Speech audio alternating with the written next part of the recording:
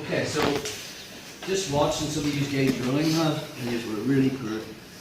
Okay, so copy them. Oh, he's joking. You will get better. Okay, grapevines, right, let's address them.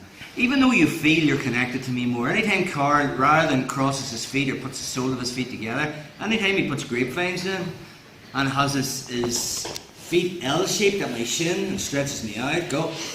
Yeah, it's a bit uncomfortable and you might get a tap from there. Go again. It's easily stop. From there, I just have to kick this leg out at a 45-degree angle. Once I bring it inside, and I'm controlling the inside space, it's easy for me to get out and back into guard.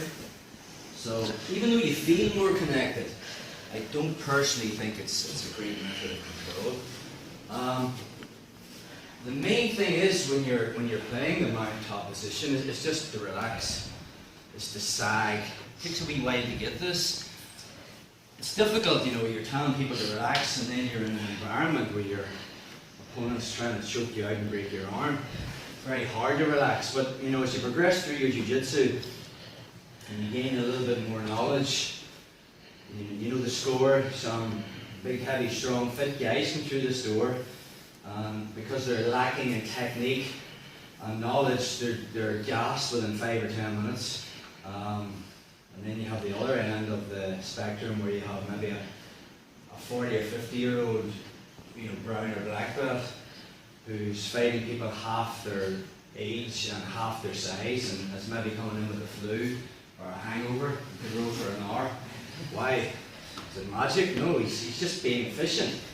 He's being efficient with his energy. He's just using what he needs to and no less. So when he's on top, he's not crushing the guy, he's sagging. And he's just using enough to stay on top. And then putting your opponent or partner under pressure, okay, which will eventually lead to the submissions. So if Carl's on top and he's doing this drill right, and again we're going to be playing this drill until you stick good at it. If he's sagging on me and I'm trying to tie up arms to try and hit Upa, and we'll be addressing all these escapes at the end of the mesocycle. We're going to look at John Danaher's approach to them. So, but there's still the basic escapes: Upa, elbow knee, the hydraulic, the mermaid escape. We'll just do this spin on them. So again, if I can't tie up an arm and Carl's sagging on me, okay, and I can't get onto my side to do elbow knee, I will start to push. And we're taught in jiu-jitsu pushing's a bad thing, because anytime I put my hands on Carl and push, again he can armbar. So we're told from day one not to push, but that's not exactly true. We can push, not to try and push to get me off. Obviously, if I'm here and I try to push Carl off, he can go for arm bars, and he will look for that. I think it's an important skill to have, by the way. You know, I've seen blue and purple belts, and big, strong monsters have come into the class and try to push them off. And the things we're going to show you now, because they don't play them on a regular basis, they have been pushed off, because they're so busy waiting on the guy to do Upa and elbow knee. So it's important that you can deal with someone pushing you up. We're just going to look at the scenario of pushing to create space. So if Carl is a mount and he's playing this sagging game, I might push, but not to push off. I might push to get my hand across. And now I can start to work in position to escape. Okay?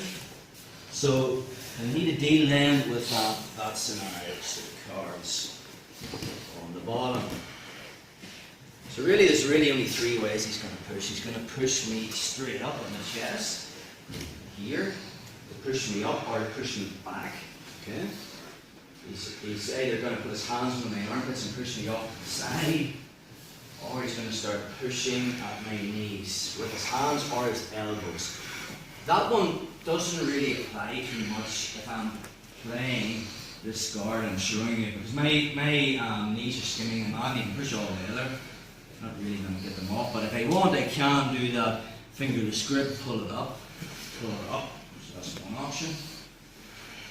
Anytime Carl's pushing me off, okay, here, what I don't want to do is take pressure off. Okay, because this is where at a higher level you're going to lose the position. The car's in mount, right? And I push him off, and he lifts his body up to go for that arm bar. There's no pressure on me. Can I get onto my side? Yeah. And now I can start to work my escapes. Why? Because he sat up. So again, I'm pushing him off. He sat up to go for that arm bar. That's all I wanted. He split the leg. I'm out. So, we want to be thinking about not taking the pressure off it. So, when I'm here and he starts to push, I'm just keeping the pressure on him actually.